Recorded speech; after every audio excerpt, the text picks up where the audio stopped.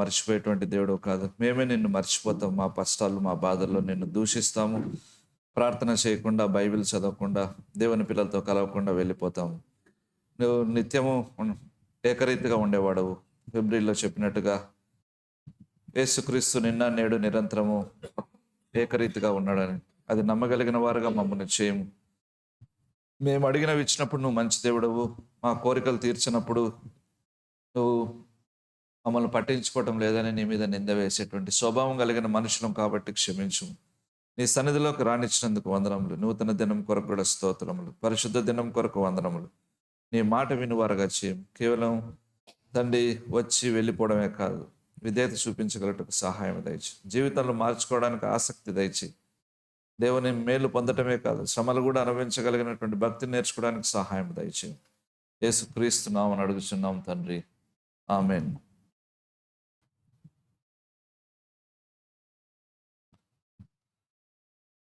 మూడవ కీర్తన మనం చదువుకున్నాం.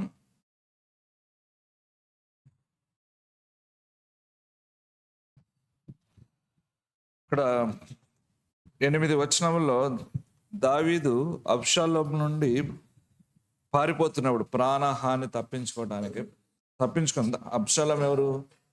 అతి సౌందర్యం కలిగినటువంటి అతని 3వ కుమారుడు.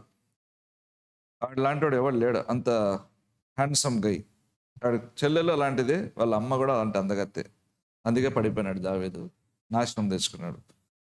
తన కుమారుడు చంపడానికి ప్రయత్నం చేస్తున్నాడు కాబట్టి పారిపోతూ రాసినటువంటి కీర్తన ఇది.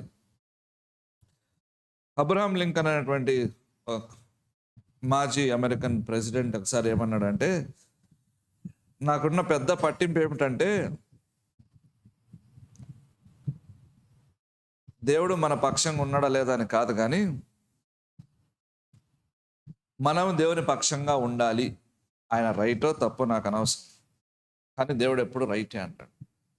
దేవుడు మన పక్షంగా ఉన్నాడు లేదా నాకు దాని గురించి నాకు పట్టింపు లేదు, కానీ మనము దేవుని వైపు ఉండాలి. My concern is to be on God's side, for God is always right. దేవుడు ఎప్పుడు కరెక్టే అంట. అంటే నిన్ను దీవించినా దీవించకపోయినా దేవుడు కరెక్టే. నీ రోగం తీసివేసినా తీసివేయకపోయినా దేవుడు కరెక్టే. జార్జ్ ముల్లర్ అనే గొప్ప భక్తుడు, ఆయన 1805 నుండి 1898 సంవత్సరం వరకు జీవించాడు. అంటే 19వ శతాబ్దంలో ఇంగ్లాండ్ దేశంలో అనేకమైనటువంటి దాదాపు 3 అనాథ శరణాలయాలని స్థాపించి అనాథలైన పిల్లల్ని 2000 మంది దాదాపుగా 19వ సంవత్సరంలో 2000 మంది అంటే ఆలోచించు. వాళ్ళకి ఆశ్రయం ఇచ్చాడు. ఎలా ఇచ్చాడు? ఆయనకు డబ్బు లేదు, అంటే జీతం లేదు, ఉద్యోగం లేదు. ఎవరిని కూడా డైరెక్ట్గా కానీ ఇండైరెక్ట్గా కానీ డబ్బులు అడగలేదు. మనము చర్చి కట్టాలి, మనకు డొనేషన్స్ కలెక్ట్ చేయండి, బుక్కులు ఇవ్వలేదు. అలాంటి మనస్తత్వం కాదు. మనకు ఆర్ఫనేజ్ ఉంది, అడక్కదేనండి అని ఎవరికి చెప్పలేదు. అయితే ఆశ్రయం లేని 100 మంది 1000 మంది పిల్లలకు ప్రతిరోజు ఆహారము అన్ని సమృద్ధిగా అందేటువంటివి. అయితే ఆయన స్టేబుల్ మీద ఒక మాట పెట్టుకునేవాడు అనమాట. ఏమనంటే, it matters him about you అనమాట. నీ గురించి ఆయన పట్టింపు కలిగి ఉన్నాడని, నీ గురించి ఆయన శ్రద్ధ వహిస్తున్నాడు. అందుకే ఆయన ఎప్పుడు కూడా 1 పేతురు 5వ అధ్యాయము 7వ వచనం గుర్తు చేసుకునేవాడు. చదువుదాం చూడండి. 1 పేతురు 5వ అధ్యాయము 7వ వచనం.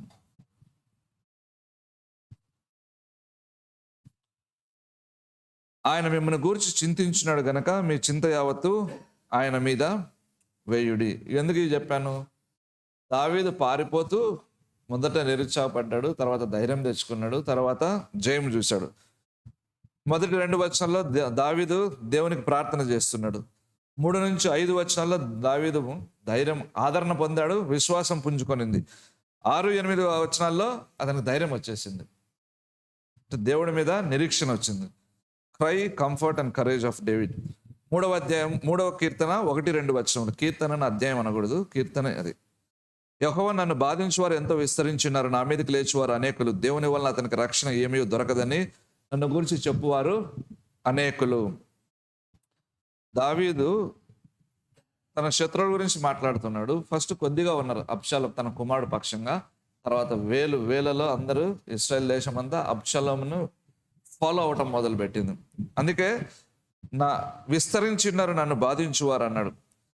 మరి ఆయన కుమారుడు, ఆయన మూడవ కుమారుడు అయినటువంటి అబ్షాలోము సౌందర్యవంతుడైనటువంటి వాడు. పైనుంచి కింది వరకు లోపం లేదని చెప్పి రాసినారు బైబిల్లో. ఎందుకు ఇలా చేశాడు? దానికి చాలా స్టోరీ ఉంది. ఈ వాక్యం అంశం చెప్పడం మర్చిపోయినా. తండ్రి కుమారుల ఘర్షణ కనబడం లేదా యూట్యూబ్లో? తండ్రి కుమారుల ఘర్షణ, అది ఎంత ప్రాముఖ్యత గమనించండి. మీరేం చదవకండి, టైం సరిపోదు కాబట్టి. 2 సమయాలు 13వ అధ్యాయంలో ఒక వృత్తాంతం ఉంది. దావీదు మొదటి కుమారుడు, రాజు కావలసిన వాడు. అబ్షాలోము అంటే తన సహోదరిని అంటే సోదరి వరుస అయినటువంటి ఆమెను చెరుపుతాడు అనమాట, రేప్ చేస్తాడు అనమాట, హాఫ్ సిస్టర్. అయితే దావీదు ఏమీ చేయలేదు. 21వ వచనంలో చదువుతాను, 19, 21, 13, 21, 2 సమయాలు. ఈ సంగతి రాజుకు దావీదునకు వినబడినప్పుడు అతడు బహు రౌద్రము తెచ్చుకొనెను. అంతే, నా ఇంట్లో జారత్వం జరిగిందనే కోపం వచ్చిందంట. అంతకుమించి ఏం చేయాలి? వీడు తండ్రి అన్నవాడు ఎలాగుండాలి? కుటుంబ క్రమశిక్షణ ఉందా లేదా అని చూసుకోవాలి. చూసుకోలేకపోతే ఆయన తండ్రిగా ఉండడానికి అర్హుడు కాడు. కుటుంబం ఖచ్చితమైన మార్గంలో నడుస్తుందా లేదా? స్వార్థపరులైనటువంటి తండ్రులు తల్లులు ఉంటారు. వాళ్ళ ప్లెజర్స్ ముఖ్యం, వారి మొబైలే వారికి ముఖ్యం, వారి యొక్క ఆనందమే వారికి ముఖ్యం, వారి ఫ్రెండ్సే వారికి ముఖ్యం. అమ్మ నాన్న పిల్లలు ఎలాగ నడుస్తున్నారో తెలియదు, పట్టించుకోరు. వస్తే సావను, చదువు చెప్పించినాము, పెద్ద చేసినాము, వాళ్ళ ఇష్టం అంటారు. ఎలాగైతే వాళ్ళ ఇష్టం. వాడికి సరైన భార్యను సెలెక్ట్ చేసుకుని నీకు తెలుసా ఎప్పటికైనా? రాదు, నిజం రాదు. మీరు అనుకోవచ్చు మూర్ఖులుగా తల్లిదండ్రులు కళ్ళు మూసుకొని వాడు పెద్ద వాడికి తెలియదా ఎలాంటి భార్యను తెలుసుకుని. ఎలాంటి భార్యను తెలుసుకుంటాడు? కన్ను ముక్కు బాగా చాలా తెల్లగుండి ఎర్రగుండి ఒక కోనేరు నాటి ముక్కు, మంచి మీనాక్షి లాంటి మీనము లాంటి కన్నులు ఉన్నదాన్ని చేసుకోవాలని చూస్తాడు. అది వాడు అండర్స్టాండింగ్. అందుకే తండ్రి ఎందుకు ఇచ్చాడు, తల్లిని ఎందుకు ఇచ్చాడు? గాడిదలు గాయడానికి అది దేవుడు ఇచ్చింది. పిల్లలకి ఏం అవసరమో బోధించడానికి ఇచ్చాడు. వీడికి బైబిల్ తెలియాలి ఫస్ట్. కొంతమంది తండ్రులు ఉంటారు, యూదా పత్రిక 3వ వచనం అని చదివామనుకో, ఏమి అధ్యాయం చెప్పలేదని అడుగుతారు. యూదాలో అధ్యాయం ఒకటే అంటే బైబిల్ చదివే అలవాటు ఉండదు. వీళ్ళ పిల్లల్ని పోషించలేరు. 2 సమయాలు 15వ అధ్యాయంలో ఏముందంటే, అబ్షాలోము దీనిని బట్టి సైడ్ అయ్యాడు. అంటే మా నాన్న కుటుంబంలో క్రమశిక్షణ పెంచుకోలేదు కాబట్టి నాన్నకు వీడు శత్రువు అయ్యాడు. ఏం చేశాడు? చాలా తెలివిగా, ఈ మాట చాలా ఇంపార్టెంట్. అబ్షాలోము, నీ వ్యాజ్యం సరిగాను న్యాయంగాను ఉన్నది కానీ దాన్ని విచారించక నియమింపబడిన వాడు రాజునొద్ద ఒకడును లేడని చెప్పి. ఎందుకు ఈ మాట అంటే, రాజు దగ్గర న్యాయం తీర్చువలేరని 2 సమయాలు 15వ అధ్యాయము. నేను ఆంధ్రాకు పోయినప్పుడు 15 అనాలి, రాయలసీమకి వచ్చినప్పుడు 15 అనాల్సి వస్తుంది. ఎందుకంటే అది ఇటు అదే చెప్తే అక్కడ 2 చోట్ల కన్ఫ్యూజ్ అవుతారు. అక్కడ ఇక్కడ 15 అంటే 17 తీసేస్తారు మీరు, అక్కడ 15 అంటే వాళ్ళకి అర్థం కాదు, కొద్దిసేపు ఆలోచిస్తుంటారు. ఇంత ప్రాబ్లమ్స్ ఉన్నాయి రీజన్ మారే కొద్దీ. ఎందుకంటే దావీదు న్యాయం తీర్చలేదు అబ్షాలోము అమ్నోను పాపం చేసినప్పుడు. అందుకే ఈ మాట చెప్తున్నాడు, న్యాయం చేసేవాడు ఎవరు లేడు నీ దగ్గర, రాజు దగ్గర, నేను చూసుకుంటారా? ఈ దేశంలో న్యాయాధిపతి అయి ఉండుట ఎంత మేలు, నేను ఈ దేశంలో న్యాయం తెచ్చేవాడు ఉంటే చాలా మేలు అనమాట. ఇలాగే కదా ఆకర్షించేది. గత ప్రభుత్వం ఏమీ చేయలేదు కాబట్టి ఈ ప్రభుత్వం అధికారం ఇచ్చినట్టయితే మేము ఇది చేస్తామంటే నమ్మేస్తారు. వాడు అదే చేస్తున్నాడు. 3:1-2 కీర్తనలు చూసినట్టు. సో దావీదు యొక్క శత్రువు ఎవరంటే అబ్షాలోమే. 1000 మంది తర్వాత వచ్చారు. నన్ను బాధించేవారు విస్తరించినారు, నా మీదకి లేచేవారు అనేకులంట. మరి అబ్షాలోము అన్ని సంవత్సరం నుంచి బలాఢ్యుడు, దేవునితో నడిచినటువంటి, దేవుని చిత్తం చేసి తన తండ్రి దగ్గర నుంచి ప్రజల్ని ఎలాగ ఆకర్షించాడు. ఇది ఇంకా ఎఫెక్టివ్ థింగ్. చూడండి ఎంత తెలియగలిగిన వాళ్ళు వస్తారు. ఎందుకు వస్తారు? కన్నింగ్నెస్, కుయుక్తి ఎందుకు వచ్చింది పిల్లల్లో? వీళ్ళ నాన్న బాగలేడు కాబట్టి వచ్చింది. వీళ్ళలోంచి యుక్తితో కూడినటువంటి టాలెంట్ బయటకు వచ్చింది. వీడు దేశాన్ని నాశనం చేసే టాలెంట్ వచ్చింది. తండ్రి తల్లి బాగుంటే దేశాన్ని కట్టే టాలెంట్ పిల్లల నుంచి వస్తుంది. అందుకే జాగ్రత్త, దేవుని వెంబడించడం ఇష్టం వచ్చినట్టు చేయకండి. ఖచ్చితంగా శాపం ఉంది, ఖచ్చితంగా దీవెన కూడా ఉంది. మీకు తెలియడం లేదు. రేపు పొద్దున పిల్లలు పాడైన తర్వాత ఏం చేసి కుదరదు. నీ ప్రవర్తన ఇప్పుడు బాగలేకుంటే పిల్లలు బాగుంటుంది. That's all. ఇప్పుడు అదే జరుగుతుంది. వినండి, మీకు అర్థమవుతుంది. క్రికెట్నెస్ ఎలాగొచ్చింది వీడికి? ఈ యుక్తి రెండు రకాలు చెప్పచ్చు. ఒకటి, తీయటి మాటలు. ఎవడైనా మోసం చేసి తీయటి మాటలు ఉన్నాయి. రెండవది మోసం. తియ్యటి మాటలు చెప్పడం ఒకటి, మోసం చేయడం ఒకటి. 2వ సమయాలు 15లోనే ఉంటుంది. ఇలా చెప్తాడు, వ్యాజ్యం లేదరా, అక్కడ రాజు దగ్గర న్యాయం తీర్చే వాళ్ళు లేరు, నేను ఉంటే బాగుంటుందని. Sweet talk. వచ్చిన వాళ్ళందరికీ ఏం చేస్తాడు, వినతి పత్రం ఇస్తే వంగి అని చేయి అని ముద్దు పెట్టుకుంటాడు. మా అబ్షాలోం అందగాడు, రాజకుమారుడు, మమ్మల్ని ఎలా గౌరవించాడని ట్రాప్. ఒక దేశ ప్రధానమంత్రి వెనకబడిన వర్గం అనుకున్నటువంటి వ్యక్తిని స్టేజ్ మీద కౌగలించుకుంటే పిచ్చోడు ఏడ్చేశాడు. అర్థమవుతుంది కదా, యూట్యూబ్లో వచ్చింది. అనిల్ బ్రదర్ కరెక్ట్ అర్థమైంటుంది. పిచ్చోడు అయిపోయాడు, పడిపోయాడు. వాడి తెలివి అది అనమాట. ఆ ప్రధానమంత్రి తెలివి ఎక్కడ ఏమి చేయాలో కరెక్ట్గా టైమింగ్ తెలిసినవాడు. అందుకే విపరీతమైనటువంటి ఫ్యాన్స్ ఉన్నారు. వీడు అదే చేశాడు. తనకు వినతి పత్రం ఇచ్చిన వాళ్ళని చేతి ముద్దు పెట్టుకొని వెళ్ళండి అన్నాడు. చేయి చాపి అతను పట్టుకొని ముద్దు పెట్టుకొని వచ్చాను. మరియు తనకు నమస్కారం చేయటగా ఎవడైనా తన దాపనకు వచ్చినప్పుడు 5వ వచనం, అతడు తన చేయి చాపి అతను పట్టుకొని ముద్దు పెట్టుకుంటూ వచ్చాను. ఈ ప్రకారం చేసి ఇశ్రాయేలు అందరినీ తన తట్టు తిప్పుకున్నాడు. అది తెలివి అంటే అది. ఎందుకు తెలివి వంకర పోయింది? కక్ష కట్టినాడు. ఎందుకు కక్ష కట్టినాడు అంటే కుటుంబంలో అన్యాయాన్ని, డిజార్డర్ని, క్రమం లేని స్థితిని నాన్న పని సరి చేయలేక వీడు చాలా బిజీగా ఉన్నాడు. ఏమి ఎవడికి కావాలి, కత్తులతో యుద్ధం చేస్తే నీ ఇల్లు బాగలేదురా బాబు, ఊరి మీద పడినాడు అనమాట. ఒక తల్లి పిల్లల్ని వదిలేసి ఊరంతా తిరుగుతుంటే ఎవడో తిట్టినాడంట, నీ పై నీ ఆడపిల్లల్ని చూసుకోపు, వాళ్ళు ఏం గంతులు వేస్తున్నారని. కనీసం ఆమె విని బుద్ధి తెచ్చుకొని సెపరేట్ చేసుకుంది. ఆ లక్షణం కూడా ఉండాలి. మాకు తెలియదా, మేము చదువుకున్నాం అనలేదు. నోరు మూసుకొని వెనక్కి వచ్చి ఇల్లు సెట్ చేసుకున్నది. నేర్చుకుంటారా? నేర్చుకోరు. మళ్ళా ఇక్కడ ఇలాంటి వాళ్ళు నా దగ్గరకు వచ్చి ప్రార్థన చేయమన్నా కూడా ఓకే అంట. పెద్ద ప్రార్థన ఏం చేయను. ఎందుకంటే సంవత్సరాల తరబడి కంటిన్యూస్గా హెచ్చరించిన మాట వినడానికి లాస్ట్లో నేనేం ప్రార్థన చేస్తాను? చేసి ఏం జరుగుతుంది? ఫలితం అనుభవించాల్సిందే.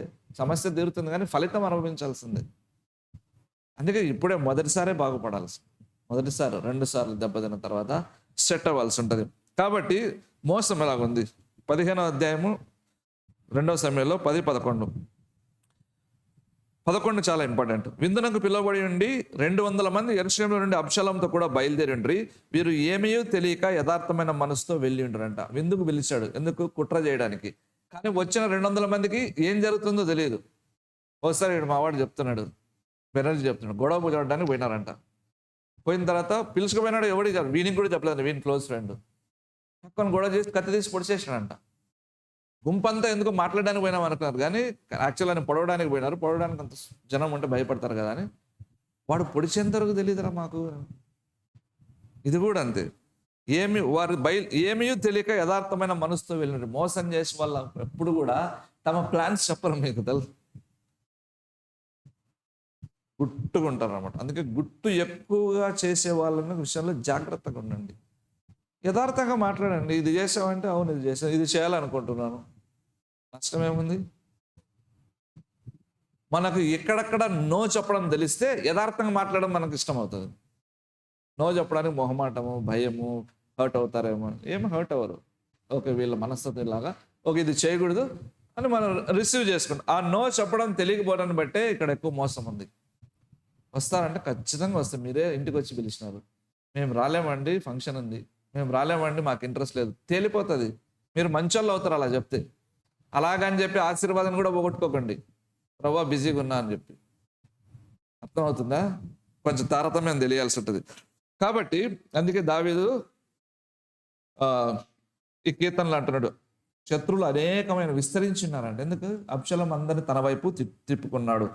సో తండ్రి ఫెయిల్యూర్ పిల్లలు పెంచడంలో, కుమారుడు తన అందాన్ని, తన టాలెంట్స్ని ఏం చేశాడు? మనుషుల్ని గెలవడానికి చేసుకున్నాడు, గెలిచేశాడు. మరి ఇప్పుడు ఈయన చేసిన ప్రార్థన కరెక్టా తప్ప? మీరు ఆలోచించండి. నేను అదే చెప్తున్నా, అందరం ఇదే తప్పు చేస్తున్నాం. చేయవలసిన బాధ్యతలు చేయకుండా, న్యూ ఇయర్ బిగినింగ్లో ఒక మెసేజ్ ఇచ్చిన, మనము నిర్లక్ష్యం చేసినటువంటి బాధ్యతలు. అమ్మ నాన్న బాగలేడు అనుకో, రక్షణ పొందిన పిల్లలు ఏం చేయాలి? ఉపవాసం ఉండాలి కదా. Cone ice cream, fruit salad తింటూ ఉంటావా? అది తింటూ కూడా ప్రార్థన చేసి నీకు ప్రార్థనాత్మ. ఇలాగైపోయినారు పిల్లలు. ఒక వ్యక్తి వచ్చి, ఒక వ్యక్తి కాదు చాలా మంది వ్యక్తి వచ్చి మీరు చర్చ్ స్టార్ట్ చేయాలని నన్ను అంటాడు. మీ చర్చి బాగాలేదంటే బాగాలేదు అన్నట్టు, అయితే ఉపవాసం ఉండి ప్రార్థన చేయండి అని చెప్పి వెళ్ళిపోయినాం. నచ్చదు అది. మీ చర్చి బాగాలేకుండా ఉపవాసం ఉండి ప్రార్థన చేయండి, మీ పాస్టర్ బాగాలేకుండా ఉపవాసం ఉండి ప్రార్థన చేయండి, మీ అమ్మ మీ నాన్న మాట వినడం లేదంటే ఉపవాసం ఉండి ప్రార్థన చేయండి. ఇప్పుడు ఎవరిని నిందించాలో చెప్పండి? నా శత్రువులు అనేకమైనారు, విస్తరించినారు, నన్ను బాధిస్తున్నారు అంటే ఎవడు? నువ్వు చేసుకున్న పనే కదా. నీకు భక్తి లేదు, నువ్వు బిజీగా ఉన్నావు, సొంత కొడుకులతో తప్పుదావ పడుతుంటే వాళ్ళకి ఏమీ చేయలేకున్నావు, ఏమీ చేయలేదు. శత్రువులు ఎలా దాడి చేస్తారు మనం కష్టాలు ఉన్నప్పుడు? 3:2 దేవుని వలన అతనికి రక్షణ ఏమీ దొరకదని నన్ను గూర్చి చెప్పుకొనిచున్నారంట. చూసారా, మనం కష్టాలకు వెళ్ళిపోయినప్పుడు ఇలా మాట్లాడతారు, వీడే దేవుడికి రక్షణ దొరకదు. దేవుని నుండి ఏమి రక్షణ అంటే పాపక్షమాపణది కాదు, ప్రొటెక్షన్ అని అర్థం. పాత నిబంధనలో రక్షణ చెప్పిన ప్రతి చోట కూడా కాపుదల గురించి మాట్లాడుతుంది. కొత్త నిబంధనలో చెప్పిన రక్షణ కాదు, పాపం నుంచి విడుదల పొందటం కాదు. కాబట్టి ఇవి మన విశ్వాస పునాదులనే వణికిస్తాయి, విశ్వాస పునాదులనే వణికిస్తాయి. అందుకే కదా చాలామంది ప్రార్థనకు రారు. ఎందుకు? ఏమి జరగడం లేదు, ప్రార్థనకు వచ్చినా మేలు జరగడం లేదు కాబట్టి మానేస్తారు. మానేకపోయినా వాళ్ళు ఇష్టం వచ్చినప్పుడు వస్తారు, వాళ్ళు ఇష్టం వచ్చినప్పుడు రాకపోయినా సరే నెక్స్ట్ వీక్ వస్తాంలే అంటారు. కారణం ఏమిటి? నీ విశ్వాస పునాదులు గదిలేయి. దేవుని వల్ల అతనికి రక్షణ ఏమీ దొరకదు నన్ను గూర్చి చెప్పువారు అనేక. నువ్వు డే అండ్ నైట్ కష్టపడితేనే నీవు చర్చి మానేసి, బైబిల్ మానేసి, ప్రార్థన మానేస్తేనే నీకు ఉద్యోగాలు, సీట్లు వస్తాయన్న. యెహోవా ఇల్లు కట్టించని ఎడల దాని కట్టువారి ప్రయాస వ్యర్థమే, యెహోవా పట్టణమును కాపాడని ఎడల దాని కావలికాయ వారు మేలుకొని వ్యర్థమే. 126 అనుకుంటా, 127వ కీర్తన. అంటే దేవుడు సహాయం చేయకుంటే నువ్వు ఎంత కష్టపడినా ప్రయోజనం లేదు. అలాగని సోమరిగా ఉండమంటాడా దేవుడు? ఉండవనీయడు. కష్టపడాల్సిందే, నా టైం నాకు ఇవ్వాల్సిందే. మనం ఎక్స్ట్రీమ్ అటన్న పోతాము, పూర్తిగా కష్టమైన పడతాము, పూర్తిగా భక్తిలో పోతాము. పూర్తిగా భక్తినంత మాత్రం క్వశ్చన్ పేపర్ కనిపిస్తుందా? కళలో ఏమీ కనిపించదు. నేను ఫెయిల్ అయినా కదా చాలాసార్లు అట్లా. కాబట్టి నెగిటివ్ వర్డ్స్ ఏం చేస్తాయి? చాలా బలంగా ఉంటాయి నెగిటివ్ వర్డ్స్. మా పిల్లలే మేలు కదా, ఎంత బాగా సెటిల్ అయినారు. ఏంది మీ పిల్లలు చర్చికి పోతామంటారు, చర్చిలో పని చేస్తారు, సున్నం కొడతారు, బండలు తుడుస్తారు, ఇంకా అలాగే ఉన్నారా? ఇట్లయితే కాదు ప్రభువా అంటే వాడిని ఇంగ్లాండ్కి పంపించినాడు దేవుడు. విసుగొచ్చేసింది. ఏంది వీళ్ళకి విశ్వాసం. ఒకసారి గుత్తలు కొంచెం కళ్ళు ధరిపించి దేవుని నమ్మే వాళ్ళకి ఎలా ఉంటారో ప్రార్థన చేస్తే. కాబట్టి కష్టంలో ఉన్నప్పుడు, మనకు ఇబ్బందులు ఉన్నప్పుడు, మనకు బ్రేక్ లేనప్పుడు లైఫ్లో ఇలాగే మాట్లాడతారు కదా. ఈజీ కదా ఇది. సినిమాలు చూసేవాడు, సిగరెట్ తాగేవాడు, వాడు ఉద్యోగం ఎలాగ తెచ్చుకున్నాడో మనకు తెలియదు. వచ్చిండొచ్చు, కష్టపడి ఉండొచ్చు, వచ్చిండొచ్చు. మనకు ఆలస్యమైంది అనుకో, ఆశీర్వాదం ఆలస్యమైంది, ఆరోగ్యం ఆలస్యమైంది, పిల్లల పెళ్లి ఆలస్యమైంది. దాని అర్థం ఏమి? దేవుడు వదిలేశాడనా? బయట వాళ్ళు అనేది, నామకార్థ క్రైస్తవులు అనేది అలాగే అనమాట. అగస్టిన్ అనేటువంటి సంఘ పెద్ద, అంటే ఫాదర్, మంచి థియాలజియన్, ఒక హైందవుడు వచ్చి ఒక విగ్రహాన్ని చూపించి ఇదిగో మా దేవుడు అన్నాడంట. ఇదిగో మా దేవుడు అన్నాడు. నీ దేవుడు ఎక్కడా అన్నాడంట. అప్పుడు అగస్టిన్ అన్నాడు, ఆ దేవుడు నేను చూపించలేను, దాని అర్థం ఆయన లేడు అని కాదు, ఆయనను చూచే కన్నులు నీకు లేవు అన్నాడు. ఇదో విగ్రహము మా దేవుడు, మరి నీ దేవుడు ఎక్కడంటే, మా దేవుడు నేను చూపించలేను, దాని అర్థం ఆయన లేడు అని కాదు, ఆయనను చూడగల కన్నులు నీకు లేవు అంటే విశ్వాసం లేదు. నీ పరిస్థితి అంతే కదా. విశ్వాసం లేదు కాబట్టి భయపడుతున్నావు. That's all. భయం ఎందుకు వస్తుంది? డాక్టర్లకు డబ్బులు ఇస్తారు కదా, కానుకలు ఏం కదా, ఆరోగ్యం వస్తుంది. మీరు ఎంత డాక్టర్లకు డబ్బులు ఇస్తే అంత ఇస్తూనే ఉంటారు, దేవుడికి ఇవ్వకుండా దాచుకుంటారు. మిషనరీస్కి పంపండి, మీ జీవితాల్లో ఆశీర్వాదం రాకుంటే నేను ఛాలెంజ్ చేస్తాను.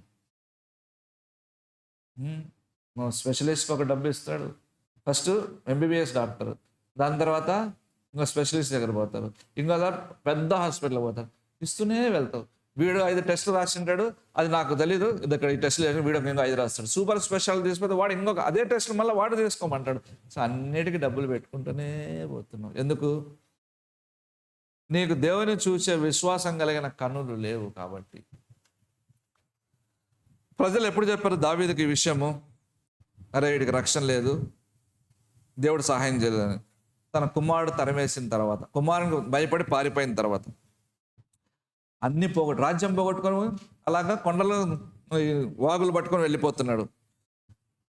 మనం అంతా పోగొట్టుకోవడము దేవుడు మనల్ని చేయి వదిలేసినట్టు కాదు, తెలిసేది బాగా గుర్తుపెట్టుకొని. నీవు దేవుని భయం కలిగిన వ్యక్తివై ఉండి, అందరికి వర్తించదు ఇది, దైవ భయం కలిగి దేవుణ్ణి గౌరవించే వాళ్ళకు మాత్రమే.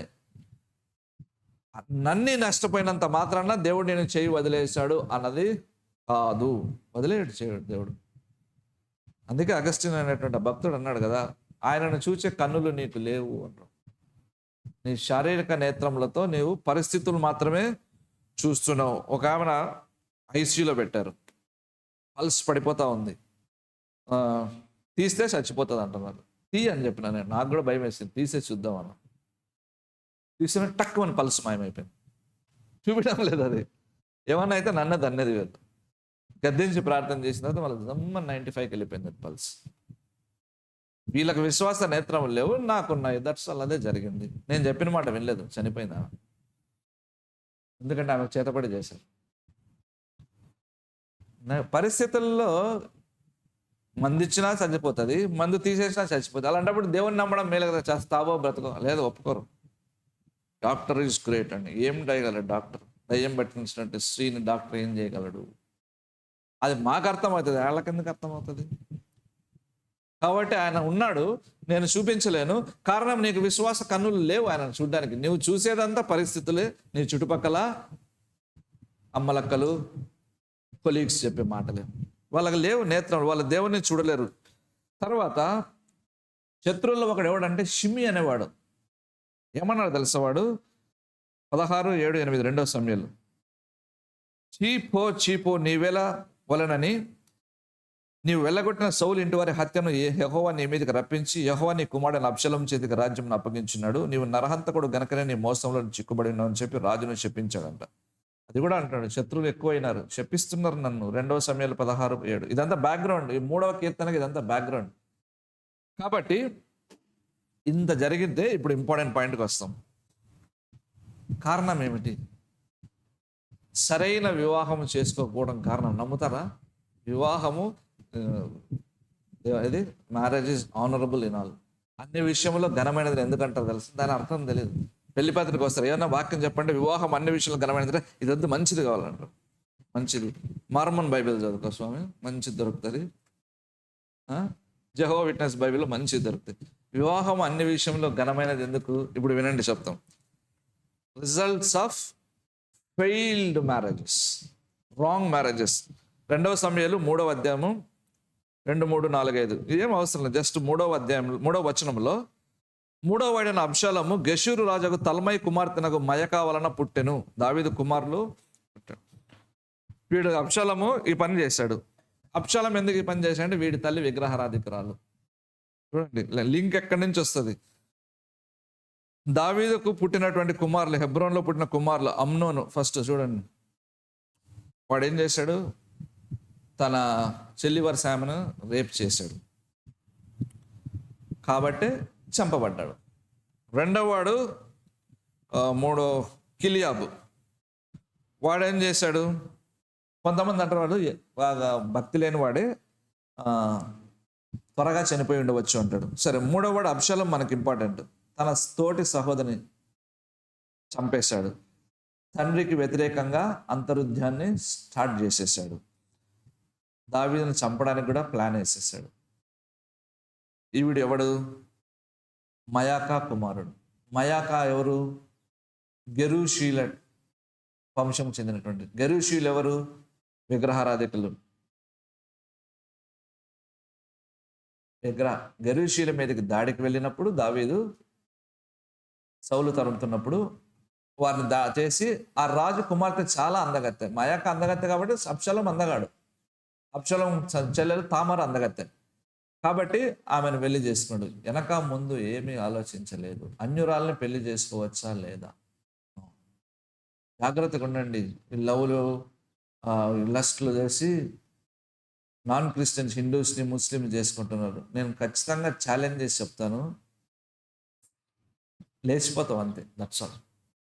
నువ్వు ఎవరైనా సరే ఇలాంటి వివాహాలు కానీ చేసుకున్నట్టయితే అందుకే మన పిల్లల కొరకు, ఎవరి పిల్లలైతే వీళ్ళందరూ మన పిల్లలే, చర్చికి వచ్చే వాళ్ళంతా వీళ్ళ కొరకు మనం ఏడవలసింది. ఎందుకంటే ఎదవ పనులు చేయకుండా. ఇక్కడ క్లియర్గా ఉందన్నమాట. ఇంకా అడోనాయ్ వాడు ఎలా అంటాడో తెలియదు, మీకు తర్వాత చదువుకోవచ్చు. కాబట్టి ఈ తల్లి దావీదు ఓకే రాజ్యములో బిజీగా ఉన్నాడు పరిపాలన చేయడానికి, తల్లి విద్యాబుద్ధులు నేర్పించాలి. విగ్రహారాధికులు బైబిల్ చదివి ప్రార్థన చేయడం అలవాటు లేనటువంటి నామకార్థ కుటుంబం నుంచి వచ్చినటువంటి స్త్రీని భార్య అయితే నీ పుట్టబోయే బిడ్డలకు, పుట్టిన బిడ్డలకు ఏమి నేర్పిస్తుంది చెప్పు చూద్దాం. యుక్తి నేర్పిస్తుంది, అబద్ధం నేర్పిస్తుంది. లోకంలో ఇలాగ బ్రతకాలరా, డబ్బే మనకు ప్రధానం అంటది. ఎవడు చెప్పాడు డబ్బే నీకు ప్రధానం? డబ్బు అవసరం అంతే, ప్రధానం ముఖ్యమైనది కాదు. ఏమీ చేసుకోలేవు. రాత్రి దయలు పట్టినప్పుడు ఏం చేస్తున్నాను చెప్పు చూద్దాం. పాస్టర్ దగ్గరికే వస్తాను, నీకు తెలుసు, నీకు వీడే గురువు అని. ఫీజు లేదు, పాడు లేదు, ఎంట్రీ పాస్ కూడా ఉండదు, ఎప్పుడైనా నిద్ర లేపచ్చు. అప్పుడు గుర్తురావు కదా, అవిధేయత గుర్తురాదు, మాట విననటువంటి విషయం గుర్తురాదు, అన్నీ మర్చిపోవచ్చు. బ్రతకడమే ఇంపార్టెంట్. ఏం జరిగింది? ఈ తల్లి ఏం నేర్పిస్తుంది అబ్షాలోంకి? సహనం నేర్పించలేదు, క్షమాపణ నేర్పించలేదు, తండ్రిని గౌరవించడం నేర్పించలేదు. ఇది చాలా ప్రాముఖ్యమైనది. వాడు ఎంత ధైర్యంగా అదొకటే చేశాడా? అదొకటే చేయలేదు, తండ్రి ఉపపత్నులను కూడా పాపం చేశాడు. అంటే ఏ స్థాయిలో ఒక విగ్రహారాధికులు భార్యగాను తల్లిగాను ఉంటే, అంటే విగ్రహారాధికులనే కాదు, భక్తి లేని భార్య తల్లి కానీ కుటుంబంలో ఉంటే పిల్లలు ఏ స్థాయిలో పాడవుతారో, ఎక్కువ శాతం ఏ స్థాయిలో పాడవుతారో దావీదు జీవితం పెద్ద గుర్తు. నన్ను దేవుడు దీవించలేదు, నన్ను దేవుడు దీవించలేదు అంటే, దేవుడు దీవెన అంటే ఏమిటి? తృప్తి, డబ్బు కాదు, తృప్తి. ఎంత ఇస్తేనేమి? ఫస్ట్ మనకు ఎంత 32 ఇంచెస్ ఎంత టీవీ వచ్చింది, అది పై 43 ఇంచెస్ వచ్చింది, ఇప్పుడు 53 వచ్చేసింది. ఇదంతా కాదు కానీ హోమ్ థియేటర్ అని చెప్పి పెద్ద స్క్రీన్ పెట్టుకొని పాప్కార్న్ తినుకుంటూ సమోసాలు తినుకుంటూ చూస్తున్నారు. అంతమందా? తృప్తి లేదు, అలా పెరిగిపోతానే ఉంది. నీటు పెట్టా, షూర్ నీటు పెట్టా, కంపల్సరీ నీటు పెట్టాడు, ఎగ్జాక్ట్ నీట్, ఇట్లా వాళ్ళు ఆపడాడు. వాడు మరులు గొలపడానికి ఇట్లా పెంచుకుంటూనే పోతున్నాడు అనమాట. Same thing. భక్తి ఆశీర్వాదం అంటే ఏమిటి? తృప్తి. తృప్తి కలిగినాడు ఏం చేస్తాడు తెలుసా? నా అనుభవంలో నేను తెలుసుకునేది ఏంటంటే, మనిషి పొరపాట్లు చేసేది సరైన ఆలోచన కోల్పోయినప్పుడు మాత్రమే. గందరగోళము, భయము, ఆతురతలో తప్పు నిర్ణయం తీసుకుంటాడు. తృప్తి కలిగినటువంటి వాడు ప్రశాంతంగా ఆలోచిస్తాడు, కరెక్ట్గా నిర్ణయం తీసుకుంటాడు. 1-2 సార్లు వాక్యంలో ఉంది కరెక్టా కాదని చెక్ చేసుకోగలడు. ఇప్పుడు మిస్టేక్స్ తప్పులు ఎందుకు జరుగుతున్నాయి? తృప్తి లేని జీవితాన్ని బట్టే తప్పులు జరుగుతున్నాయి. తృప్తి ఎక్కడి నుంచి రావాలి? దైవ భయం వల్లనే తృప్తి వస్తుంది. పక్కన వాళ్ళు చూసి అది కావాలనుకోవడం ఫూలిష్నెస్. వాడికి ఏదంటే మనకెందుకు? వాడికి డబ్బు ఉంది, వాడు కొన్నాడు, మన అవసరం అది కాదు. ఆలోచిస్తావా? వాళ్ళతో పోటీ పడాలా? అది లేకుంటే మేము తక్కువ వాళ్ళం ఉంటాం. ఎవడు చెప్పాడు అది లేకుంటే నేను తక్కువ వాళ్ళని? మాకు చాలా లేవు. మరి ఏముంది? నువ్వు వస్తారా బో, నువ్వు ఇష్టం ఉంటారా మా ఇంటికి, లేకుంటే వెళ్ళిపో. That's all. రెండవ అంశం, మొదటి దావీదు మొర, రెండవది దావీదు యొక్క ఆదరణ ఉంది. 4వ వచనం 5వ వచనం. యెహోవా 3, యెహోవా నీవే నాకు కేడంగాను, నీవే నాకు అతిశాస్పదంగాను, నా తల ఎత్తువాడవుగాను ఉన్నావు. నేను ఎలుగెత్తి నేను యెహోవాకు మొరపెట్టినప్పుడు ఆయన తన పరిశుద్ధ పర్వతం నుండి నాకు ఉత్తరం ఇచ్చును. యెహోవా నాకు ఆధారం కావాలి. నేను పండుకొని నిద్రపోయి మేలుకొందును. ఇది లేని వాళ్ళు ఎంతమంది? పడుకొని లయింగ్, స్లీపింగ్, తర్వాత వేకింగ్ అప్. ఎందుకంటే రాత్రి పడుకున్న పొద్దున్న లేయడంలా నీళ్లు చల్లాల్సి వస్తుంది, లేకపోతే వెళ్ళిపోయింటారు. ఎంత బ్యూటిఫుల్గా రాశాడు. పడుకొని నిద్రపోయి, నిద్ర పట్టలేదు కాబట్టి మొబైల్ చూస్తున్నా కాబట్టి నిద్ర పట్టదు. ఈ రెండిటికి విడదీయలేవు. ఏం చేస్తావు? లేటుగా పడుకుంటావు, లేటుగా లేస్తావు, చర్చికి కూడా అనుకుంటూ వస్తావు. తల స్నానం ఉండదు, ఆ స్నానం, బట్టలు ఇస్త్రీ ఉండదు, మబ్బుగా వచ్చి ఈరోజు మెసేజ్ పెద్ద బాగాలేదు కదా అంటాడు. ఇక హ్యాంగ్ ఓవరే లేదు, తగ్గలేదు, ఎట బాగుంటుంది మెసేజ్. రాత్రి శనివారం అన్నా కనీసం మొబైల్ పక్కన పెట్టి ప్రార్థన చేసుకోండి, కొంచెం బైబిల్ చదివి పడుకోండి, త్వరగా నిద్ర లేస్తారు, ఫ్రెష్గా దేవుని దగ్గరికి వస్తారు. కాబట్టి 3 విషయాలు చెప్పబడింది అనమాట. నా కేడము, నా అత్యాస్పదము, నా తల పైకెత్తాడు. కేడం ఏమిటి? శత్రువులు దాడి నుంచి తప్పించుకోవడానికి రౌండ్గా ఉంటుంది, లేకపోతే ఓవల్ గుడ్డు మాదిరి ఉంటుంది. బాణాలు వేస్తున్నప్పుడు దాడి చేసి అడ్డు పెడతారు. సో దేవుడు కష్టాలు, బాధలు, ఇబ్బందులు, దాడుల నుంచి నన్ను కాపాడేటువంటి వాడాను. తర్వాత నా అతిశాస్పదం అంటున్నాడు, అంటే గ్లోరీ. దాని అర్థం ఏమి? ఘనత, గొప్ప ఘనతను రోము యొక్క వైభవం ఏమిటంటే, గ్లోరీ అంటే వైభవం. ఎలిజబెత్ రాణి యొక్క వైభవం ఏమిటి, ఆ పట్టాభిషేకం ఎలా జరిగింది, ఇది దేవుడు నాకు అలాగా ఘనత, అధికమైన ఘనతను ఇచ్చేవాడు, వైభవం ఇచ్చేవాడని అంటూ ఉన్నాడు అనమాట. తలని పైకెత్తడం అంటే ధైర్యం కలిగించడం. ఇప్పుడున్న సమస్యలు తృప్తి లేని జీవితం ఒకటైతే, ధైర్యం లేని జీవితం కూడా ఇంకొకటి. ధైర్యం లేదు కాబట్టే పారిపోతున్నాం. సమస్యలను ఎదుర్కోవడానికి ధైర్యం లేకపోవడం చేతనే మనం పారిపోతున్నాం. ఎందుకు ధైర్యం రావడం లేదు? నీ హృదయంలో బైబిల్ లేదు. ఒకటే రీజన్. చదవడం నిర్లక్ష్యం చేస్తాం, ధ్యానించడం ఇంకా నిర్లక్ష్యం చేస్తాం, నమ్మడం అసలే చేయకపోవడం. కాబట్టి ధైర్యం లేకపోవడం, సమస్యలను ఫేస్ చేయలేకపోవడం, ఎవరేది చెప్తే అది నమ్మకపోవడం. కాబట్టి మనం ఏం చేస్తాం? ఎఫ్వి మయ్యర్ అనేటువంటి రైటర్ ఏమంటే రాస్తాడంటే, మనము దేని యందు అతిశయిస్తాము, దేని అతిశయిస్తామంటే మనకున్న పేరు, ప్రఖ్యాతులు, టాలెంట్స్ని బట్టి అతిశయిస్తాం. దావీదైతే నా దేవుని యందు నేను అతిశయిస్తానండి. హీఈస్ మై గ్లోరీ అండ్ నా మహిమ ఆయనే. దేవుణ్ణి మనం కలిగి ఉన్నందుకు మనం ధైర్యంగా ఉండాలి. నేను అలాగే ధైర్యంగా ఉంటాను. నాతో పాటు రోగమును ప్రారంభించిన వాళ్ళంతా వెళ్ళిపోయినారు. ఇప్పుడు నేను ఎంత ప్రశాంతంగా ఎలా తిరుగుతున్నా అంటే లెఫ్ట్ రైట్ తిరుగుతున్నాను. ప్రతి వారం ట్రావెల్ చేయగలదు, ఈజీగా ట్రావెల్ చేస్తున్నాను. అందరూ ఏమేమో కష్టాలు పడుతున్నాం. My glory and lifter of my head is my God, అంతే, వేరేది ఏమీ కాదు. కాబట్టి అన్ని పొందగలుగుతున్నాం. ఇది నమ్మనప్పుడు మనకు ఏమీ దొరకదు. ఎలుగెత్తి నేను యెహోవాకు మొరపెట్టినప్పుడు ఆయన తన పరిశుద్ధ పర్వతం నాకు ఉత్తరం ఇచ్చును. అంటే విశ్వాసం. నేను ప్రార్థన చేసినప్పుడు దేవుడు నా ప్రార్థన వింటాడు. నా ప్రార్థన దేవుడు వినటం లేదు. చాలామంది ఫ్రీక్వెంట్గా చెప్తారు, నువ్వు ప్రార్థన చేసావు కదా దేవుడు మాట్లాడాడా అంట. మాట్లాడలేదంట. అంటే నువ్వు తప్ప, దేవుడు తప్ప? ఖచ్చితంగా వాడే తప్పు. ప్రార్థన చేశాడు, వానికి ప్రార్థన చేయడం తెలియదు. ప్రార్థన చేస్తే దేవుడు మాట్లాడతాడు. That's all. మాట్లాడవలసిందే. ఎస్ నో ఏదో ఒకటి చెప్పాలి. నీకు ఏది రాలేదంటే నీ భక్తే బూటకం భక్తి, ఏమీ లేనట్టు అంత మోసం, నటిస్తున్న వేషధారంతో కూడిన భక్తి. దేవుడు మాట్లాడకపోతే యేసుప్రభుని ఎందుకు వెంబడించాలి చెప్పు? స్వరమో, వాక్యమో, లేకుంటే ఒక భక్తి కలిగినటువంటి వ్యక్తుల ద్వారా ఒక సలహానో ఆ రూపంగా మాట్లాడతాడు దేవుడు. ఏది లేదంటే విధేయత లేదు, అదే ప్రాబ్లం. హృదయం సిద్ధంగా లేదు అంటే దేవునితో ఏమాత్రం అనుసంధానం అంటారు చూసారా, సమాధాన పరచబడి లేదు. కాబట్టి దేవుడి మాటలు ఆగిపోయినాయి. కాబట్టి శ్రమ, కాబట్టి దుఃఖము, భయం భయం భయం. అందుకే డబ్బు మీద నమ్మకం పెరిగింది. దేవుడు మాట్లాడడం లేదు కాబట్టి స్ట్రెంగ్త్ రావడం లేదు. కాబట్టి డబ్బు ఎంత ఎక్కువ ఉంటే అంత సురక్షితంగా ఉంటాం అనుకుంటారు. అదంతా వట్టిది. సమస్య నీలోనే ఉంది. నేను మొరపెట్టినప్పుడు ఆయన తన పరిశుద్ధ పర్వతం నుండి నాకు ఉత్తరం ఇస్తాడు అని. విశ్వాసం ఎప్పుడు అవసరము? సమస్యలు వచ్చినప్పుడు సాధకం చేసుకోవడానికి నీకు కావాల్సింది బలం కాదు, ఫెయిత్ కావాల్సింది.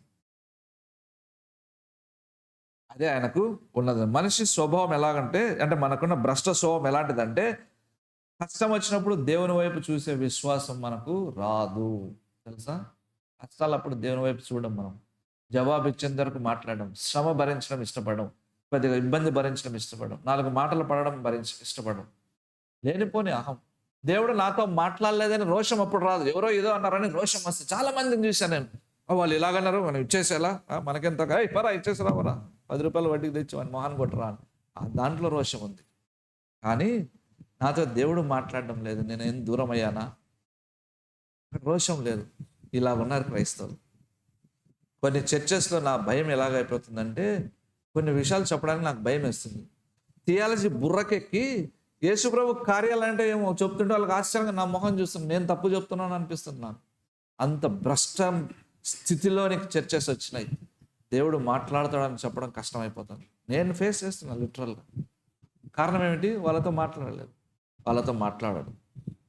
ఎందుకంటే వాళ్ళు నమ్మటం లేదు కాబట్టి దేవుడు మాట్లాడు. కాబట్టి మన స్వభావం ఎలాంటిది? కష్టములలో దేవుని వైపు చూసే స్వభావం కాదు. సరే, కష్టములు వచ్చినాయి, నీకు విశ్వాసం సరిపోవడం లేదు, ఏం చేస్తావు? విశ్వాసం కలిగిన వాళ్ళతో తిరుగు, డబ్బులు ఉన్న వాళ్ళతో తిరగద్దు. నువ్వు ఎవడైతే నేను బలపరచగలడో ఆత్మలో, నీకు ఎవరైతే నీకు స్ట్రెంగ్త్ ఇవ్వగలడో వాంతో కలిసి తిరుగు. సైకాలజీ, సెక్యులర్ థింకింగ్ కూడా ఇదే. నీకంటే కొద్దిగా ఉన్నతమైన వాళ్ళతో తిరగమంటారు. ఎదవాళ్ళతో తిరగద్దు, నేను లాగే ఎండ్రకాయలతో తిరగద్దు, నేను పైకెత్తే వాళ్ళతో, నీకంటే మంచి పొజిషన్లో ఉన్న వారితో, పాజిటివ్గా మాట్లాడే వాళ్ళతో అంటారు సైకాలజీ. నేనేమంటా, నీకంటే బలమైన విశ్వాసం ఉన్న వాళ్ళతో సహవాసం చేయి, తిరుగు, నేర్చుకో, అప్పుడు ధైర్యం వస్తుంది. అందుకే దావీదు అలాగా ఇంత కష్టాల్లో దావీదు ఈ మాట చెప్పడానికి కారణం ఏమిటంటే అతనికి దేవునితో సంబంధం ఉంది. పాపాలు చేశాడు, తప్పులు చేశాడు, నష్టం చేసినా కూడా కంటిన్యూస్గా దేవునితో ప్రార్థన చేసే అనుభవం ఉంది. 5 సార్లు దావీదు ప్రార్థన చేసింది, 3 సార్లు రోజుకి. 34వ కీర్తన 4వ వచనం 34:4 నేను యెహోవా యొద్ద విచారణ చేయగా ఆయన నాకు ఉత్తరం ఇచ్చాను, నాకు కలిగిన భయములు అన్నిట్లో నుండి ఆయన నన్ను తప్పించను. ఇది కదా మనకు కావాల్సింది. 34:4లో నేను ఆయనకు ప్రార్థన చేసి నాకు జవాబు ఇచ్చాడు, నాకున్న భయాలన్నీ తీసివేశాడు. ఇలాంటి స్టేట్మెంట్ ఇవ్వగలిగినటువంటి క్రైస్తవులు కావాలి నాకు. నేను ప్రార్థన చేస్తే నా ప్రార్థన విని నాకు సమస్య తీర్చాడు. ఎవడు చేస్తున్నాడు? భయములతో బతుకుతున్నారు. పొద్దున ఒక టాబ్లెట్, రాత్రి ఒక టాబ్లెట్. ఈ వారంలో ఒక డాక్టర్, నెక్స్ట్ వీక్లో ఇంకో డాక్టర్. కొంతమంది తిరుగుతూనే ఉంటారు. వాళ్ళని చూస్తూ నవ్వుకుంటూ ఉంటాను. ఎందుకంటే వాళ్ళు ఒక డాక్టర్ ఒకటి చెప్తాడు, ఇంకొకటి ఇవన్నీ వేస్ట్ అంటాడు, ఇంకొకటి చెప్తాడు, వాడు అన్నీ వేస్ట్, ఇవి మాత్రం వాడని అంటాడు. ఇలా వాడుతూనే ఉన్నారు. వాళ్ళ జీవితం అంతా చూస్తున్నాడు. ఏం మనుషులు, నాకన్నా డబ్బులు ఇస్తే ప్రార్థన చేస్తా కదా అనుకునేవాడిని అప్పుడప్పుడు. నిజం, నవ్వుతూనే ఉన్న వాళ్ళని చూసుకొని డాక్టర్ నుంచి doctor, doctor glory to glory, higher glory అట్లా అన్నట్టు, ఫెయిత్ టు హయ్యర్ ఫెయిత్ అంటూ డాక్టర్ టు డాక్టర్. ఆయన నాకు కలిగిన భయములన్నింటిలోంచి నన్ను తప్పించింది. ఏమి భయము? నిన్ను కృంగదీసేది, నిన్ను ప్యారలైజ్ చేసేది, అంటే నిన్ను నిస్సహాయ స్థితిలోకి తీసుకొచ్చేది. ఏ పని చేయకుండా అచేతనం అంటారు చూసినారా, అంటే మూమెంట్ లేకుండా చేసేదే భయము. నిన్ను ముందుకు వెళ్లకుండా చేసేదే భయము. ప్రతిదానికి నువ్వు అనుమానించేటట్టు చేసేదే భయము. దాంట్లోంచి భయం విడుదల ఇస్తాడు. నువ్వు ప్రార్థన చేయడం నేర్చుకో, విశ్వాసం కలిగిన వాళ్ళతో తిరుగు. ఎలాంటి వాళ్ళతో తిరుగుతున్నావు? సోద చెప్పే వాళ్ళతో, జోకులు వేసే వాళ్ళతో, నీకు ఇంపైన మాటలు చెప్పాలి. తిరిగి రాత్రి వచ్చి భయంతో పడుకుంటున్నావు, పొద్దున భయంతో లేస్తున్నావు, భయంతోనే ఆ దినం గడిచిపోతుంది. నీకు సంతోషం ఎక్కడా? నీ జీవితంలో సంతోషం ఎక్కడా చెప్పు? నువ్వు క్రైస్తవుడివే. మరలా హృదయంలో ఆనందం కావాలి కదా.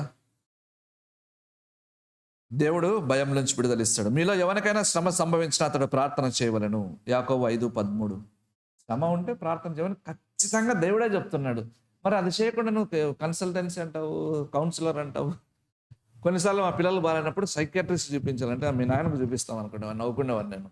సైకియాట్రిస్ట్ నేనే ఇంట్లో ఉండి ప్రార్థన చేస్తే భయాలు పోతాయి, ప్రార్థన చేస్తే సమస్యలు పోతాయి, ప్రార్థన చేస్తే స్వస్థతలు వస్తాయి. కొద్ది టైం పట్టచ్చు, కొన్ని ఇమ్మీడియట్గా పోవచ్చు. ఇవి ఈజీగా సైక్రాటిస్ట్కి ఒకసారి చూపిస్తే ఆ దుర్మార్గులు 1000 రూపాయలు 1500 ఫీజు తీసుకుంటారు తెలుసా. వాళ్ళ డిమాండ్ వాళ్ళు ఎక్కువ. పిచ్చోళ్ళని ట్రీట్ చేసే వాళ్ళకి డిమాండ్ ఎక్కువ. వాడు దొరికితే చాలు. వాడు పిచ్చోడు కాబట్టి వాడిని ఆడుకుంటుంటాడు. కాబట్టి భయములను వెళ్ళగొట్టేవాడు దేవుడు మాత్రమే. అంతరంగంలో కలిగినటువంటి భయానికి ఏ మెడిసిన్ పనిచేస్తుంది చెప్పండి చూద్దాం. ఆయింట్మెంట్ లోపలికి వదులుతాడా? సెలైన్ ఎక్కిస్తే పోతుందా?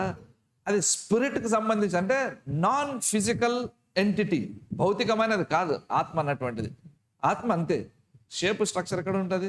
మరి దానికి ఏ డాక్టర్ ఇక్కడ నొక్కితే సెట్ అవుతుంది, ఈ టాబ్లెట్ వేస్తే ఇక్కడ పని చేస్తుంది అని చెప్పగలరు? చెప్పలేడు. అందుకే దావీదు ప్రార్థన చేసి, నేను ప్రార్థన చేసి ఉత్తరం ఇచ్చి భయంలోంచి నన్ను ఆయన విడిపించాడు అనమాట. కాబట్టి హడ్సన్ టైలర్ అనే భక్తుడు ప్రయాణం చేస్తున్నాడు చైనాకు. భయంకరమైనటువంటి పరిస్థితి చిక్కున్నప్పుడు కెప్టెన్ వచ్చి తలుపు తట్టి, నువ్వు ప్రార్థన చేస్తామని విన్నాను, కాబట్టి నువ్వు ప్రార్థన చేయాలి, ఎందుకంటే గాలి లేదు కాబట్టి మన ప్రయాణము దారి తప్పుతున్నామంటే, సరే నువ్వు వెళ్ళు, అయితే ఒక కండిషన్ అన్నాడు. ఏమిటి? నేను ప్రార్థన చేస్తాను, నువ్వేం చేయాలి? తెరచాపలు దించి వదిలేసేయాలని, అంటే ప్రయాణం సాగించాలంటే. నేను పిచ్చాడా నువ్వు అన్నావు, నేను చెప్పినట్టు చేస్తేనే ప్రార్థన చేస్తాను. ఓకే అన్నాడు, వెళ్ళిపోయాడు. ఈయన ప్రార్థన చేశాడు, గాలి స్టార్ట్ అయింది, వారు వెళ్ళిపోయారు. అలాగే ఉంటుంది విశ్వాసం అంటే. క్లిష్టమైన పరిస్థితుల్లో సముద్రం మీద సహాయం ఏమిటండి? ఆలోచించండి. సముద్రం మీద సహాయం, గాలిని తన వైపుకు తిప్పగలిగినటువంటి ప్రార్థన. ఇదే విశ్వాసం అంటే. అసాధ్యమైనటువంటి వాటిని దేవుడు చేయగలడని కనిపెట్టడం. చేస్తానంటే ఓకే చేస్తాడు దేవుడు, లేదంటే వద్దు మానేసి అని కూడా జవాబు ఇస్తాడు. నాకు అలాగే ఉంది. కొన్ని విషయాల గురించి చేస్తుంటే ప్రార్థన ఆగిపోతుంది, జవాబు వచ్చినా ఆగిపోతుంది, జవాబు దేవుడు ఇవ్వడు అన్నప్పుడు కూడా ఆగిపోతుంది. కానీ తెలిసిపోతుంది దేవుని చిత్తం కానీ ప్రార్థనలు ఇవి. సైలెంట్గా ఉన్నదేదో మనము యాక్సెప్ట్ చేయడమే. 3వ అంశం, మొదటిది ఆయన ప్రార్థన చేశాడు దావీదు, రెండవది ఆయన విశ్వాసం కలిగినాడు, ఆదరించబడ్డాడు. 3వది ఆయన ధైర్యం. చూడండి 3వ కీర్తన 6వ వచనం, 10,000 మంది దండెత్తి నా మీదకి వచ్చి మోహరించును, నేను భయపడను. యెహోవా లెమ్ము, నా దేవా నన్ను రక్షింపు. నా శత్రులందరి దవడ ఎముక మీద కొట్టువాడవు నీవే, దుష్టుల పళ్ళు విరగొట్టువాడవు నీవే. రక్షణ యెహోవాది, నీ ప్రజల మీదకి నీ ఆశీర్వాదం వచ్చును గాక. భయంలో ఉన్నవాడు ఇలాగ మాట్లాడతాడా?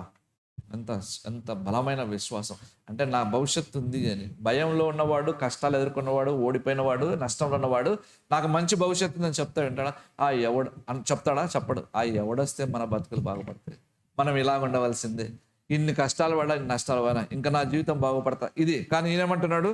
ప్రజల మీదకి నీ ఆశీర్వాదం వచ్చును కాక అనే మాట్లాడగలిగాడంటే దేవునితో సంబంధం ఉంటే కదా. హోంవర్క్ చేయకుండా హోంవర్క్ వలన కలిగేటువంటి ఆశీర్వాదం కావాలన్నమాట. వీడేమి చదవడు కానీ మా వాడికి టాపర్ రాలేదే అని చూస్తుంటారు.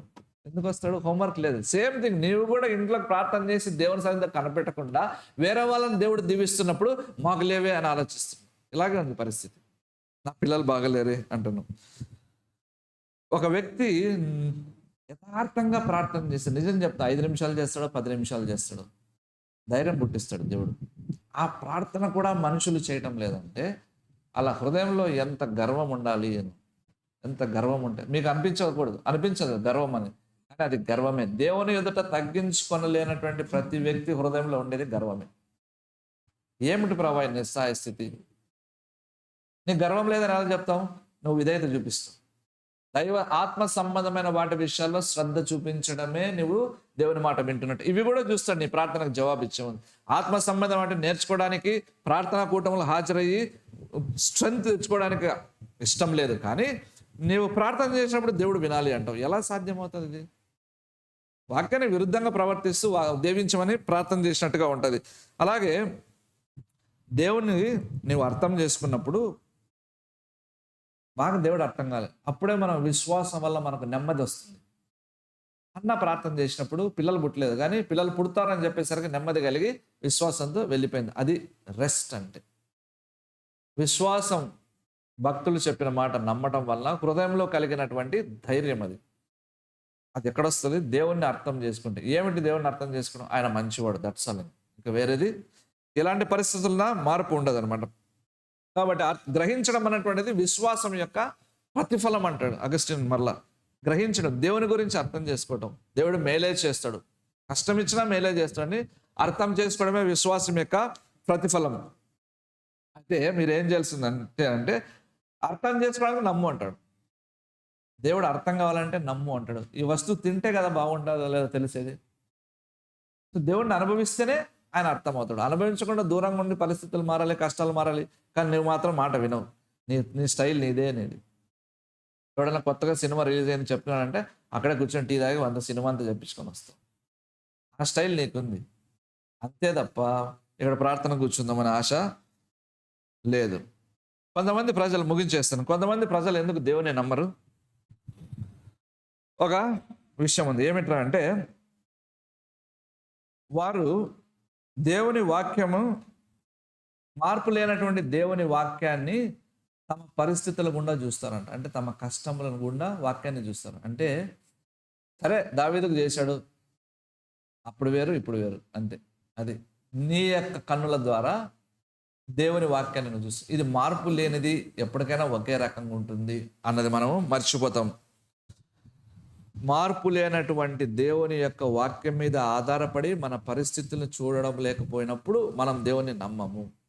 అదే జరుగుతుంది. అనేక మందికి దేవుని మీద నమ్మకం లేకపోవడానికి కారణం ఏమిటంటే ప్రస్తుత పరిస్థితుల్లో దృష్టిలో ఉంచుకొని వాళ్ళ నమ్మకం అన్నటువంటిది పోగొట్టుకుంటున్నారు. దాన్ని వదిలేసి, కష్టాలు అందరికీ ఉంటాయి, ఎప్పుడూ ఉంటాయి, కానీ మార్పు లేనటువంటి దేవుని వాక్యము మీద ఆధారపడడం మొదలుపెట్టు. తర్వాత కొంతమంది ఇప్పుడు భక్తి ఉన్న వాళ్ళు ఉంటారు, వాళ్ళు మాకు ఇదంతా తెలుసు, మాకు ఓకే అంటారు. అది కూడా అండర్స్టాండింగ్ లేకపోవడం. మనకి ఏమీ తెలియదు. నేను భక్తి కలిగిన అనుకో, ఉదాహరణకు అనుకోలే, అంతే. అంతకుమించి ఎక్కువ అనుకుంటే గర్విష్టం అనుకుంటాం. మరి నేను విశ్వాసం ఉంది అని అనుకుంటున్నా? నేను అనుకోవడానికి లేదు. నేను ఎక్కువ ఏం ప్రార్థన చేసినా తెలుసా? నీ సన్నిధి కావాలి ప్రభు అని ప్రార్థన చేసిన. ఆ సన్నిధి లేనిది వేస్ట్ కదా. ప్రెజెన్స్ ఆఫ్ గాడ్ లేకుంటే లైఫ్ వేస్ట్. ఎవడన్నాడు నన్ను బిలీవర్ అని? దేవుడు నాతో నడవకపోతే దాని కొరకు ప్రార్థన చేస్తాను. నా కొరత ఇది. ఇప్పుడు నేను అంతా ఈ మెసేజ్ నాకు కాదులే అనుకోవడానికి వీల్లేదు. నా కొరత ఇది కాబట్టి నేను ఇంకా ఇన్కంప్లీట్గా, అసంపూర్ణంగానే ఉంది నా భక్తి జీవితం. దేవుడి శక్తి అపరిమితంగా అనుభవించలేదు, అద్భుతాలు చేయడానికి అనడానికి కాదు. ఆ సన్నిధి కమ్ముకున్నప్పుడు దేనికి చలించం, దేనికి భయపడేది ఉండదు. అది కావాలని కోరుకుంటారు. ఇంకొక కారణం ఏమిటంటే, ఓకే, ఈ విధమైనటువంటి మార్పు లేని వాక్యాన్ని ద్వారా చూడకుండా పోతే దేవుడు అన్నవాడు సరిగ్గా అర్థం కాడు. దేవుడు అన్నవాడు సరిగ్గా అర్థం కాడు. అదే సమస్య. దేవుడు సరిగ్గా అర్థమైతే నమ్మకం పెడతారు. రెండవ కారణం చూసినట్టయితే దేవుని మీద దగ్గర కనిపెట్టడం అన్నటువంటిది కొద్దిగా కష్టం అయిపోయింది. ప్రభువాయి కష్టం ఉందని కనిపెట్టడం కష్టమైపోతుంది. పరిస్థితులు అధిగమిస్తున్నాయి, పరిస్థితులు చేయి దాటిపోతున్నాయి. ఇప్పుడు అవకాశం పోతే ఇంక రాదు, ఇది ఎలా, నేనేం చేయాలి. ఇది బలమైన రీజన్. అందుకే దేవుణ్ణి నమ్మలేకపోవడానికి కారణం. పోతే పోనీ, దేవుడు ఇస్తే నాకు ఉండదు, నేనైతే ప్రయత్నం చేస్తా, నాది కాదంటే ఇంకొకటి నా కొరకు సిద్ధం చేస్తా. అలా ఆలోచిస్తే మనము దేవుణ్ణి ఇది చేస్తాం. చివరిగా ఒక 2 ఉదాహరణ చెప్పి ముగించేస్తాను. ఒకసారి అమెరికాలో ఏం చేశారు, ఒక సర్వే తీశారు అనమాట. మీరు ఎవరిని నమ్ముతున్నారంటే 40% మంది వాల్టర్ క్రాంకైట్ అనే వాడిని నమ్మినారంట. 26% మంది పోప్ జాన్ పాల్ ఉంటాయి వాడిని నమ్మారు. బిల్లీ గ్రాహం 6% నమ్మారు. దేవుని 3% నమ్మారు అనమాట. మరి మనం కూడా అంతే కదా, కష్టం వచ్చినప్పుడు ఎవరిని నమ్ముతున్నాము చెప్పండి. ఒక్కసారి ఇది అలవాటు కాదు, కానీ అలవాటు చేసుకోవాల్సిందే. నా పరిస్థితి ఇది ప్రభు, నా కష్టం ఇది, చస్తాను బత, ఆయన నన్ను చంపినా నేను ఆయన వెంబడిస్తానంటాడు యోబు. ఆయన మనిషి, దేవుడు ఆయన చంపినా కూడా నష్టం కలిగించి నేను ఆయన వెంబడిస్తాను అంటున్నాడు. అది దేవునితో సహవాసం వలన వచ్చినటువంటి స్టేట్మెంట్. అందుకే బహుగా ఆశీర్వదించబడ్డానికి కారణం డబుల్, 2 ఆశీర్వదించబడ్డాడు. బాగా శ్రమపడ్డాడు. ఎంత ఎక్కువగా నేను ఉన్నత స్థితి తీసుకోవాలనుకుంటే అంత ఎక్కువగా మా దేవుడు నలపాల్సి ఉంటుంది. అది బాగా గుర్తుపెట్టుకో. కొద్దిగా శ్రమనా, కొద్ది దీవెనే. విస్తారంగా శ్రమ పెడుతున్నాడా, విస్తారమైన దీవెనలు ఇవ్వడానికే సిద్ధం చేస్తున్నాడు. కాబట్టి ఇప్పుడు మనం ఆలోచించుకుందాం. కోరీ టెన్ బూమ్ తన అక్క బెట్సీ హిట్లర్ యొక్క కాన్సన్ట్రేషన్ క్యాంపులో శ్రమ పడుతూ ఆకలికి చచ్చిపోయే స్థితికి వచ్చింది. అప్పుడు కోరీ టెన్ బూమ్ అనే అక్కతో దేవుడు మనల్ని వదిలేశాడు అన్నట్టుగా కనిపిస్తుంది. అంటే మన చుట్టూ గాఢాంధకారం, హృదయాల్లో చీకటి, నిరీక్షణ లేదు. మన పరిస్థితి ఏమిటి? దేవుడు మనల్ని మర్చిపోయాడు బెట్సీ అంటే కోరి అలాగ మాట్లాడద్దు అని. ఆయన మనల్ని మర్చిపోలేదు. ఆయన వాక్కును జ్ఞాపకం చేసుకో. భూమి ఆకాశం ఎంత ఉన్నతంగా ఉన్నాయో మన పట్ల దేవుని ప్రేమ, ఆయనను ప్రేమించే వారి పట్ల ఆయన ప్రేమ అంతా నిత్యంగా ఉన్నది అని చెప్తున్నా. దేవుడు మనల్ని మర్చిపోలేదు. ఆకాశం ఎంత ఎత్తుకున్నదో ఆయన ప్రేమ మన పట్ల అంత ఎత్తుగా ఉంటుంది. ఆమె ఒక స్టేట్మెంట్ ఉంటుంది కోరి. చాలా మందికి దేవుడు ఎప్పుడు మంచివాడు తెలుసా? చర్చికి పోవడానికి వర్షం పడుతుంటే ప్రభా వర్షం ఆపంటే వర్షం ఆగిపోతుందంట. God is good all the time అని వస్తారంట. అలా కూడా దేవుడు మంచివాడే. ఈ కష్టాల్లో వాళ్ళు ఇంత విశ్వాసం కలిగి ఉండడం చాలా కష్టం అన్నమాట. ఎందుకు? శ్రమలను బట్టే వాళ్ళకి దేవుని మీద నమ్మకం వచ్చింది, ఆశీర్వాదం బట్టి రాలేదు. ఇది బాగా గుర్తుపెట్టుకోండి. కాబట్టి మనం చేయవలసింది ఏమిటి? నీ సమస్యల్లో దేవుని నమ్ము, అంతే. ఇంక నేను చెప్పగలిగింది ఏమి లేదు. ఒకటే ఒక మాట, నీ సమస్యల్లో దేవుని నమ్ము. లేకపోతే నిరాశపడతావు, కష్టము కబలించి వేస్తుంది నీ మైండ్ని, నువ్వు అనారోగ్య పాలవుతావు, నీవు చేయవలసిన పనులు చేయలేవు. ఆయన నన్ను చంపినను నేను ఆయనను వెంబడించదను. ఇలా చేసినప్పుడు మాత్రమే దేవుడి యొక్క శక్తి బయలుపరచబడుతుంది. పరిశుద్ధుడు అయినటువంటి తండ్రి, నీ మాటల చేత మమ్మల్ని తృప్తిపరిచినటువంటి వాడా, మహిమను పొందుమని ప్రార్థన చేస్తున్నాం. నీ వాక్కులు గంభీరమైనవి తండ్రి. నేను నమ్మిన వారు నెమ్మదిగా ఉంటారు. నేను ఆయనకు మొరపెట్టినప్పుడు ఆయన నాకు ఉత్తరం ఇచ్చను. నాకు కలిగిన భయములన్నింటిలో నుండి ఆయన నన్ను విడిపించునన్నది నిజం. దావీదు అలా బ్రతికాడు. మేము అలా బ్రతుకుటకు సహాయం చేసి అనేక మంది తృప్తి లేకుండా భయముల చేత బ్రతుకుతూ దేవుడైన నీవు వారికి ఇచ్చినటువంటి శ్రేష్టమైన చక్కటి దినమును దుఃఖము, దిగులు, బాధలో గడుపుతున్నారు. నిన్ను వెంబడించుటకు, నిన్ను నమ్ముటకు, నిన్ను సమీపించుటకు నేర్పించు.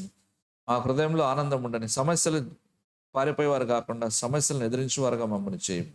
యేసుక్రీస్తు నామమున అడుగుచున్నాను తండ్రి, ఆమేన్. తండ్రి, కుమార, పరిశుద్ధాత్మ దేవుని సహవాసం మనకు తోడుండును గాక. ఆమేన్.